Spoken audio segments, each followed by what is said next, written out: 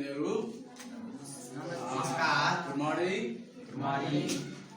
आज हामी श्री बाल सीतामावी क्योरे भन्ज्याङ वाली नगरपालिका वार्ड 7 मा छौं र आज मैले हाम्रो चाहिँ कोसो योग मेडिटेसन स्याङ्जाद्वारा विभिन्न किसिमका युट्युब च्यानलहरु तपाईहरुलाई चाहिँ पस्कने क्रममा आज म तपाईहरुलाई विद्यार्थीहरुको लागि चाहिने अति महत्त्वपूर्ण टिप्सहरु 7 वटा महत्त्वपूर्ण टिप्सहरु चाहिँ लिएर आएको छु र यसलाई तपाईहरुले आफ्नो जीवनमा प्रयोग गर्न र अनि उच्च सफलता प्राप्त गर्नको लागि तपाईहरुलाई हार्दिक अनुरोध गर्छु, शुभकामना दिन्छु।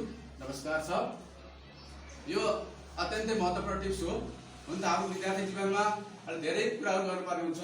यहाँ मैले 7 वटा मात्रै कुराहरु लिएर आएको छु। यी 7 वटा कुराहरुलाई तपाईहरुले आफ्नो जीवनमा उतार्नुहुनेछ भन्ने आशा राख्दछु। र नम्बर 1 कुरा के भने जस्तै हामी विश्वभरिका सम्पूर्ण जति पनि मानव समुदाय छौं नि, हामी सम्पूर्ण एक हिसाबले विद्यार्थी हौं। किनभने हामी जन्मेदेखि नवरञ्जनसम्म केही न केही सिकिरहेका हुन्छौं, केही न केही सिकिरहनु पर्छ हैन, सिक्नै पर्छ हैन। सिक्नको लागि हाम्रो मस्तिष्क तेजिलो हुनुपर्छ। मस्तिष्क तेजिलो बन्नको लागि चाहिँ हामीलाई चाहिँ विभिन्न कुराहरु चाहिन्छ। र यहाँ चाहिँ गाउँदै जानु अनि विभिन्न कुराहरु चाहिन्छ। अनि ती कुराहरु चाहिँ तपाईहरुलाई चाहिँ म बताउन गइरहेको छु।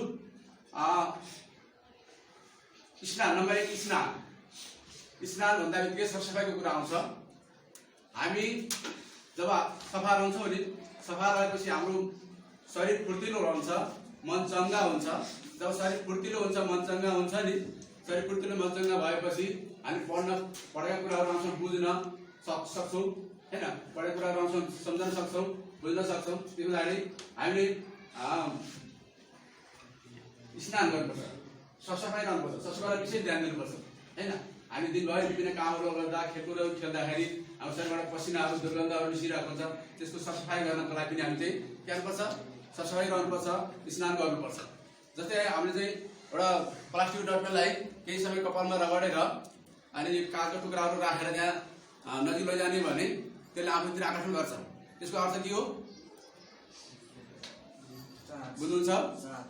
त्यसमा चाहिँ हाम्रो शरीरमा यसलाई चाहिँ रगड्दाखेरि त्यसमा चाहिँ विद्युतीय चार्ज उत्पन्न हुन्छ।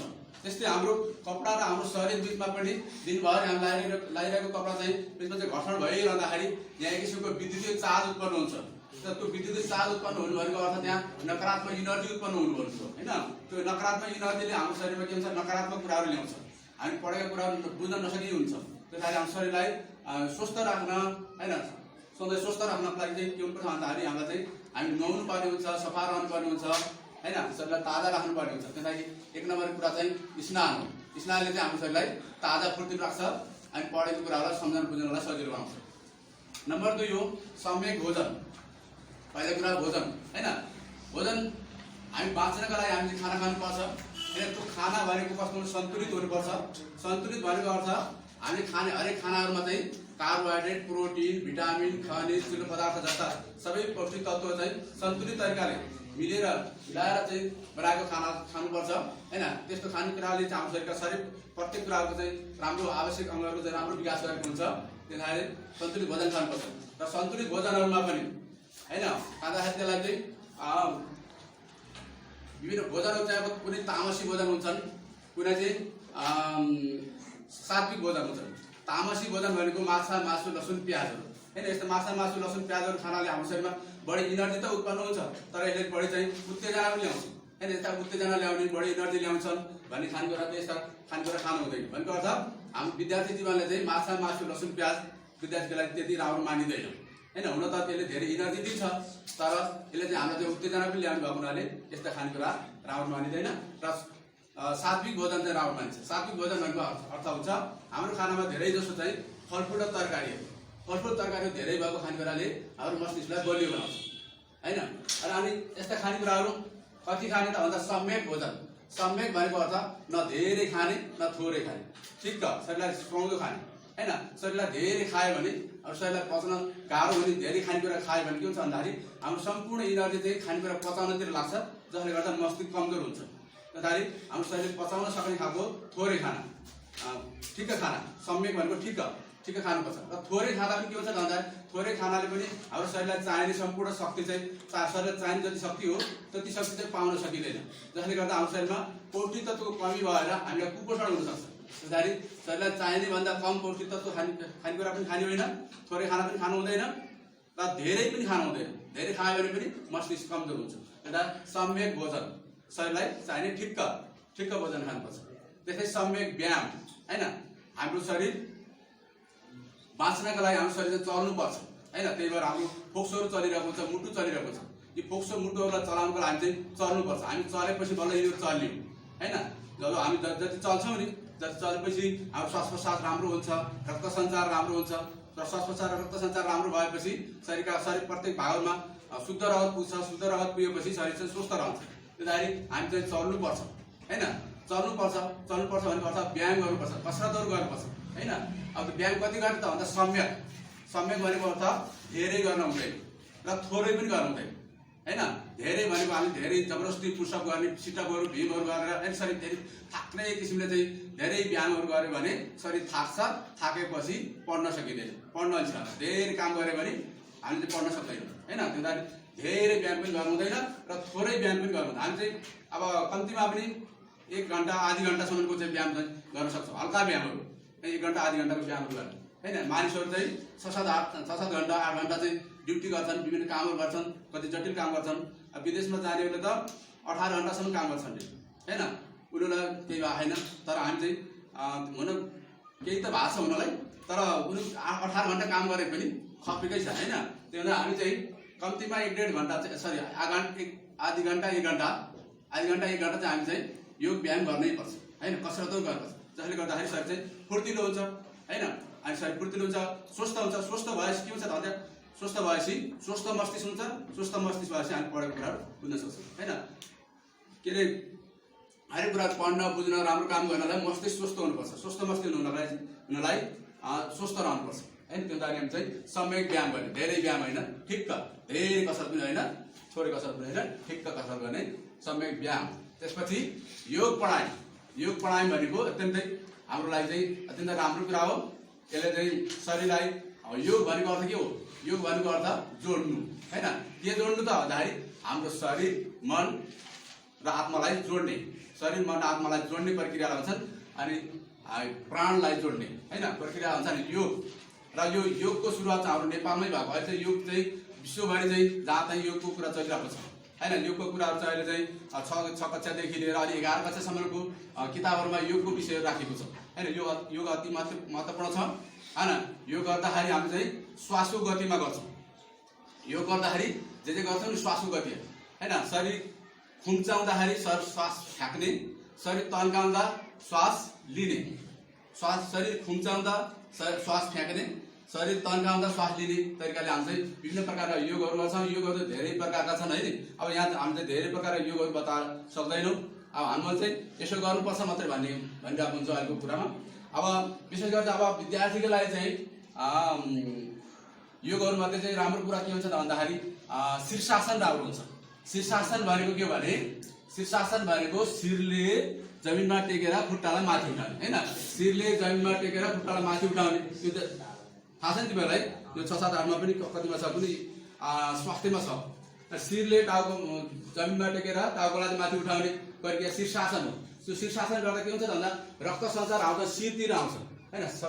रक्त सञ्चार शिरतिर आएर हाम्रो मस्तिष्कमा चाहिँ राम्रो रक्त सञ्चार हुन्छ र मस्तिष्क बलियो हुन्छ। मस्तिष्कलाई बलियो बनाउनको लागि चाहिँ शीर्षासन अत्यन्त राम्रो हुन्छ। विद्यार्थीहरूले चाहिँ यो शीर्षासन गर्न आवश्यक छ हैन। जसले गर्दा मस्तिष्क बलियो हुन्छ, तेजिलो हुन्छ, पढेको कुरा राम्रोसँग बुझ्न सकिन्छ। शीर्षासन गर्नुपर्छ हैन। आसनहरूमध्ये शीर्षासन राम्रो। त्यसपछि प्राणायाम पनि गर्नुपर्छ। प्राणायाम भनेको प्राणको प्रक्रिया हैन। प्राण भनेको हावा लिने प्रक्रियालाई प्राणायाम गर्नुपर्छ है। प्राणायाम चाहिँ धेरै प्रकारका हुन्छन्। भस्त्रिका प्राणायाम, के अरे अनुलोम विलोम प्राणायाम, उज्जायन प्राणायाम, भ्रामरी प्राणायाम, विभिन्न प्रकारका प्राणायामहरू हुन्छन्। त्यसमध्ये चाहिँ विद्यार्थीहरूको मस्तिष्कको चाहिँ तेजिलो बनाउनलाई गरिने प्राणायाम भनेको चाहिँ भ्रामरी प्राणायाम। भ्रामरी प्राणायाम भनेको कस्तो हुन्छ भने यो पहिला यो दुईटा औँलाले आँखलाई बन्द गरिन्छ, यो बुढी औँला चाहिँ कानलाई बन्द गरिन्छ। त्यसपछि एकचोटि लामो सास तान्ने होइन, सास लिने तान्ने तारे गरेर भित्रभित्र मौरी कराए चाहिँ घन्किने होइन। एकचोटि चाहिँ तपाईँले ट्राई गर्न सक्नुहुन्छ। बुढी औँला चाहिँ कानलाई बन्द गर्ने, अनि यो दुईटा आँखालाई यो दुईटा औँला चाहिँ आँखालाई बन्द गर्ने त्यसपछि एकचोटि लामो सास लिने त्यसपछि गरेर मस्तिष्कमा चाहिँ झन्का यो दिदीमा चाहिँ झन् आसन हुँदैन प्र्याक्टिस गरेर राम्रो हुन्छ यसले चाहिँ मस्तिष्कको एक्सर्साइज हुन्छ हैन मस्तिष्कको एक्सर्साइज गराउँछ यसले ल गरौँ त एकचोटि ल यसो बुढी औँला लिनु बुढी औँलाले चाहिँ कानलाई छोप्नु अनि त्यसपछि यो अरू औँलाले चाहिँ आँखालाई सास लिनु बिस्तारै सास लिनु ल सास लिँदै तर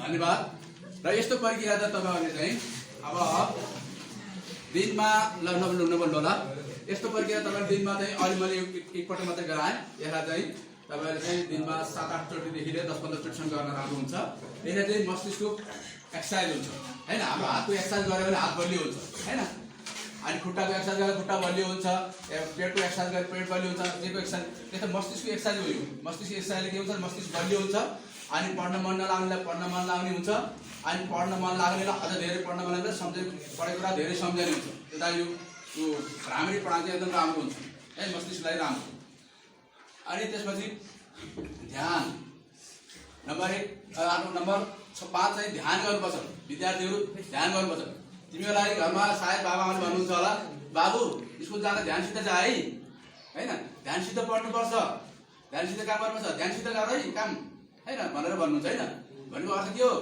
ध्यानसित गर्ने के हो अन्त मन नलागिकन अन्त मन नदिइकन त्यसैमा चित्त भएर काम गर्ने भनेको हो हैन तिमीहरू त यता रेडियो सुन्दै गीत सुन्दै मोबाइल राखेर मजाले होमवर्क गरिरहेको हुन्छ त्यो ध्यानसित लेखे त देखिएन हैन ध्यान भनेको चित्त भएर गर्नुपर्छ र अब यहाँ चाहिँ म चाहिँ तिमीहरूलाई ध्यानको कुरा सिकाउँछु हैन विद्यार्थीहरूले चाहिँ त्यहाँ गरे ध्यानहरू चाहिँ 700-800 प्रकारका ध्यानहरू छन् ध्यान विधि चाहिँ 700-800 प्रकारका विधिहरू छन् हैन मैले पनि लगभग 20-25 प्रकारका ध्यान विधिहरू मैले गर्छु र तिमी विद्यार्थीको लागि चाहिँ मस्तिष्क बलियो बनाउने एउटा ध्यानको एउटा विधि छ हैन आँखा चिम्म गरेर बस्ने यो ढाड सिधा हुनुपर्छ अनि आँखा चिम्म गर्ने हैन एकछिन है ढाड सिधा राख्ने यो ढाड सिधा राखेर तिमीहरू चाहिँ सुतेर पनि गर्न सक्छौ कुर्सीमा बसेर सोफामा बसेर हैन जसै पनि बेन्चमा बसेर भुइँमा बसेर अब वज्रासनमा पद्मासनमा जस्तो आसनमा पनि बसेर गर्न सकिन्छ है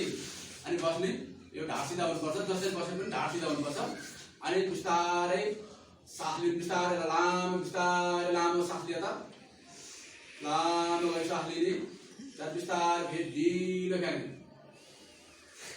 हैन ढिलो बिस्तारै एकचोटि गर्दा बिस्तारै सास लिने ल सास लिने बिस्तारै फ्याँक्ने हैन यो सास लिने सुनेको बेला यो तिमीले यो हाँसो गरे हैन हाँसो होइन यो जसले धेरै लामो र गहिरो सास लिन सक्छ नि उसको शरीर त्यति राम्रो हुन्छ र मस्तिष्क पनि त्यति राम्रो हुन्छ त्यता यो सास लिने प्रक्रिया चाहिँ सास लिने र फ्याँक्ने प्रक्रिया चाहिँ एकदम ढिलो गर्नु जति ढिलो गर्यो उति राम्रो र तिमीलाई यो थाहा छ कुखुराले अत्यन्तै छिटो सास फेर्छ त्यही भएर उसको आयु छोटो छ छिटो मर्छ हैन कुखुराको आयु धेरै लामो छ तर कछुवाले अत्यन्तै ढिलो सास फेर्छ त्यही भएर त कछुवा चाहिँ 1000 वर्ष बाँच्छ हैन त्यो यो श्वासको गतिलाई जति ढिलो बनाउन सक्यो नि उति लामो बाँचिन्छ लामो समय बाँच्नलाई पहिला ऋषिमुनिहरूले यो श्वासको गतिलाई चाहिँ ढिलो बनाएर 1000 वर्षसम्म बाँचेको चाहिँ प्रमाण छ 1000 वर्षसम्म बाँचिरहन्छ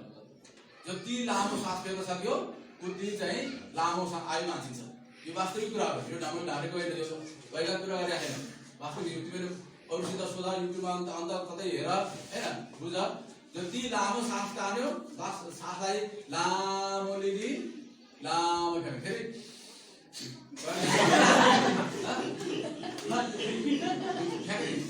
लामो लिने लामो फ्याँक्ने हैन त्यो जति गर्न सक्यो नि त्यति राम्रो हुन्छ है सास प्रश्वासलाई र अनि अर्को कुरा विद्यार्थीले गर्नुपर्ने ध्यान के छ भन्दाखेरि यो श्वास लामो ढिलो लिँदै यो दुईटा आँखी भाउको ठ्याक्कै बिचलाई भिडकुटी भन्छ है यो भिडकुटीमा ध्यान दिने यही मात्रै सम्झने जस्तै सास गइरहेको छ त्यही हेर्ने हैन आँखा चिम्म गरेर हेर्ने आँखा चिम्म गरेर यहाँ हेर्नु पनि त्यहाँ अनुभव गर्ने क्या आहा लामो सास लिने त्यही सम्झने फेरि फ्याँक्ने त्यही जति बेला पनि त्यही अन्तिममा दिनमा 15 मिनट सुनाइस् न दिनमा 15 मिनट चाहिँ त्यो यही मात्रै सम्झेर या भिकुटी भन्छ भिकुटीमा मात्रै सम्झेर सास लिने फ्याँक्ने गरिरह्यो भने तिम्रो ध्यान केन्द्रित हुन सजिलो हुन्छ ध्यान केन्द्रित हुन्छ त्यो पढाइ अन्तमा जाँदै त्यो बेला पढ्दा पढ्दै कसैको फोन कसैको आइसक्यो कि होइन त्यसमा चाहिँ म्यासेज ठुङ्ग आयो कसै म्यासेज हेर्न लगाइहाल्छ होइन त्यो ध्यान केन्द्रित भइरहेको छैन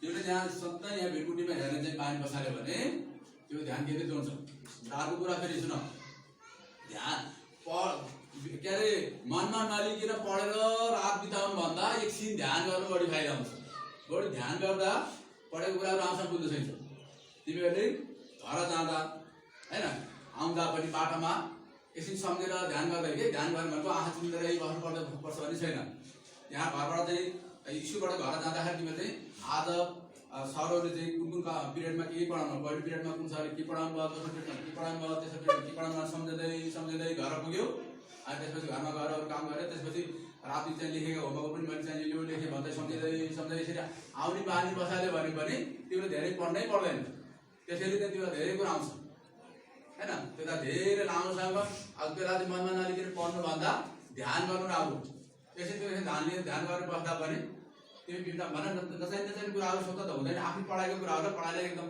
केन्द्रमा राखेर यहाँ केन्द्रित भएर तिमीले चाहिँ सोच्यो भने अब मस्तिष्क बलियो हुन्छ पढाइको कुराहरू सम्झन सजिलो हुन्छ होइन ध्यान गर्ने अनि सम्यक तिम्रो होइन हामी दिनभरि विभिन्न कामहरू गर्छौँ खेल्छौँ उफ्रन्छौँ दौडाउँछौँ पढ्छौँ होइन विभिन्न कामहरू गर्दा हाम्रो शरीरका कोषहरू थाकेका हुन्छन् होइन ती थाकेका कोषहरूलाई आराम दिनुपर्ने हुन्छ त्यो आराम दिनु भनेको त निदाउनु हो होइन निदाएर ती कोषहरूलाई आराम दिन सकिन्छ होइन तिनीहरूलाई आराम दिनको लागि निदाउनु पर्छ 6 घन्टा निदाउनै पर्छ 6 घन्टाभन्दा कम निदायो भने हाम्रो टाउको दुख्ने होइन बेचैनी हुने झन्झट झिझाट हुने पनि भिन्न हुन्छ होइन त्यसले शरीरमा विभिन्न नकारात्मक कुराहरू ल्याउँछ त्यसलाई 6 घन्टा त निदाउनै पर्छ विद्यार्थीमा चाहिँ 6 घन्टा निदाउनै पर्छ निदाएन भने पनि पढेको कुरा राम्रो सम्झिन सकिँदैन र कम्तीमा 6 घन्टा निदाउने र 8 घन्टा बढी भन्दा पनि निदाउने होइन 8 घन्टा भन्दा बढी निदायो भने पनि टाउको गरुङ्गो हुन्छ ज्यान लोत्रो हुन्छ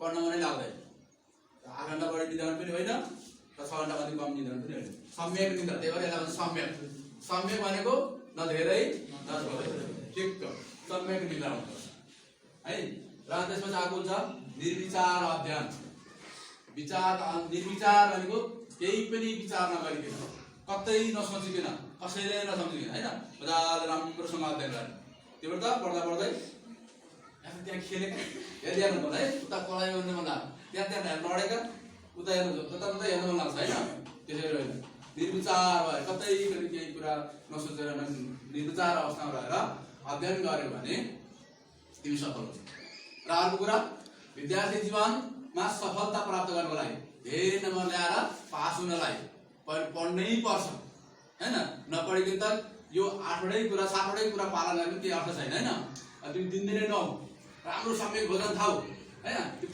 खानेकुरामा भने खानेकुरामा हात चाहिँ धेरै जस्तो चाहिँ फलफुल तरकारी धेरै भएको हुनुपर्छ होइन त्यो खाऊ बिहान गरेर सबै गर तर नपढ कसै त्यसले भइन्छ होइन विद्यार्थी जीवनमा सफलता प्राप्त गर्नलाई पढ्न त पढ्नै पर्छ नपढेको हुँदैन त्यसबाहेक पढ्नको लागि मस्तिष्क तेजिलो बनाउनलाई पढेको कुरा राम्रोसँग बुझ्नलाई पढ्न राम्रोसँग लेख्नलाई यी कुराहरू चाहिँ तिमीले पालन गर्ने हुन्छ ल यो चाहिँ तिम्रो जिन्दगीमा सधैँ पालन गर अनि सधैँ सफल रहने यो देशको उज्जवल होइन एकदम उज्जवल तारा बन्ने यो देशको चाहिँ उच्च मानव संसाधन बन्ने होइन दक्ष मानव शक्ति बन्ने र यो चाहिँ तिमीलाई चाहिँ म एकदम शुभकामना दिँदै होइन र यो मेरो चाहिँ ओसो योग मेडिटेसन स्याङ्जा लेखेको युट्युब च्यानललाई लाइक सेयर सब्सक्राइब गरेर साथीहरूलाई पनि यस्तो कुराहरू चाहिँ विद्यार्थीको लागि अन्य कुराको बारेमा यो मेडिटेसनको बारे चाहिँ यस्तो आउँछ यो च्यानलमा छ भनेर अरूलाई भनिदिनुको लागि अनुरोध गर्दै यहाँ समक्ष मेरो नानी नाम यो चाहिँ ओसोमा चाहिँ मेरो नाम चाहिँ स्वामी देव रोशन हो है म स्वामी देव रोशनको यहाँलाई नमस्कार गर्दै होइन स्वामी देव रोशनको तर्फबाट चाहिँ आजको कार्यक्रम चाहिँ अन्त्य गर्ने अनुमति चाहन्छु हस्त नमस्कार जय होसु जय शान्ति